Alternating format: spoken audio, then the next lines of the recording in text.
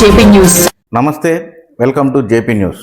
ఎగ్జాక్ట్గా గవర్నమెంట్ ఉద్యోగస్తులు, సచివాలయం ఉద్యోగస్తులు ఎవరైనా సరే 10 గంటలకు ప్రతి ఒక్క ఆఫీస్కి అటెండ్ అవ్వాలి. అటెండ్ అయ్యి వాళ్ళ ఫింగర్ ప్రింటు లేకుంటే ఫేస్ ప్రింట్ అనేది చూపించాలి.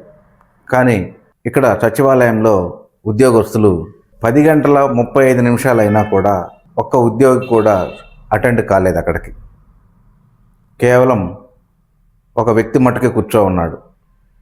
అతను కూడా 10 గంటల 15 నిమిషాలకు వచ్చి తాళాలు తీశాడు. ఏమన్నా సమాచారం కావాలన్నా, అక్కడ సంబంధించిన ఉద్యోగస్తులను ఏదన్నా అడగాలన్నా ఎవరూ లేకుండా సచివాలయం ఖాళీగా ఉంది.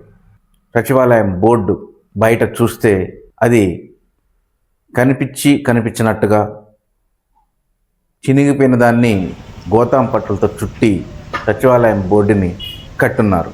18, 19, 20 వార్డులకు సంబంధించిన సచివాలయం ఉద్యోగస్తులు 10 గంటల 30 నిమిషాలకైనా కూడా హాజరు కాలేదు అని అంటే దాని ఇన్ఛార్జి సచివాలయంలో ఏ విధంగా నడుస్తున్నది దీన్ని బట్టే మనం అర్థం చేసుకోవచ్చు.